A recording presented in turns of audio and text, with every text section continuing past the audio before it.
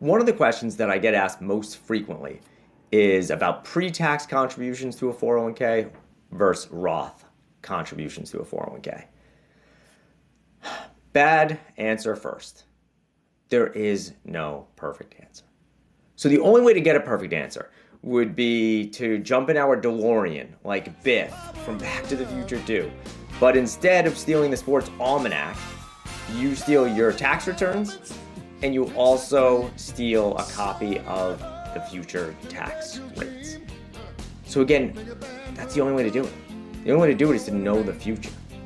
So unless you have a DeLorean, you have a working flux capacitor, you have your plutonium and everything's a go, I would say you need a better plan. And so I'll give you a general rule of thumb. General rule of thumb. If you're in the 24% federal tax bracket or above, and you live in a state with income tax, I generally prefer a pre-tax 401k. You take the tax break now, while it's, I'll say, fairly expensive. If you're below that threshold, so below 24%, and you live in a no income tax state, a Roth 401k is usually the way to go. At the end of the day, if we live in a world in the future, let's say you're 20 years from retirement, and we live in a world like Elon Musk predicts, with high universal income and little or no income tax, then contributing to the pre-tax 401k while you were working will be a genius move, right? Because you deferred your taxes and now taxes are essentially nothing.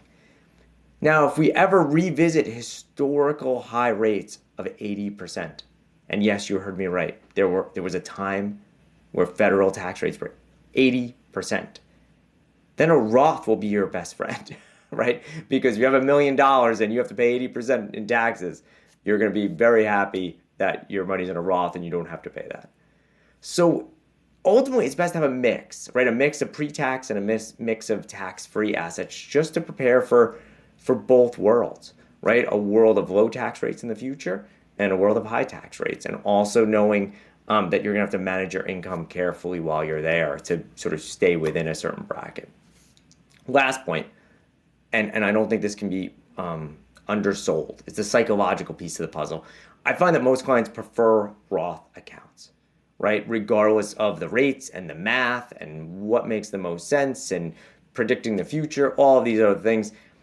From a psychological perspective, it takes away the unknown in the sense that it doesn't necessarily matter what the tax rate is in the future. I know that if I have $1 million sitting in my Roth account, I know that I can take out that $1 million, right? And I don't have to pay tax on it. If I have $1 million sitting in a pre-tax account, well, maybe that's really $800,000 or $700,000, just depending on how you want to look at it, because you need to pay taxes on that money. So again, I think the psychological piece of the puzzle and the Roth account can't be overlooked. I hope that was helpful. If you want to design a personalized plan for your specific situation, which is really the best way to go and avoid general rules of thumb or trying to build a time machine, then feel free to reach out. Talk to you soon. The information in this video is provided for your convenience only and is not intended to be treated as financial, investment, tax, or other advice. The information is intended to be educational and is not tailored to the investment needs of any specific individual. It is also not intended to be relied upon as a forecast and is not an offer or solicitation to buy or sell any securities or to adopt any investment strategy. The opinions expressed are those of the author. Reliance upon the guidance and information in this presentation is at the sole discretion of the individual.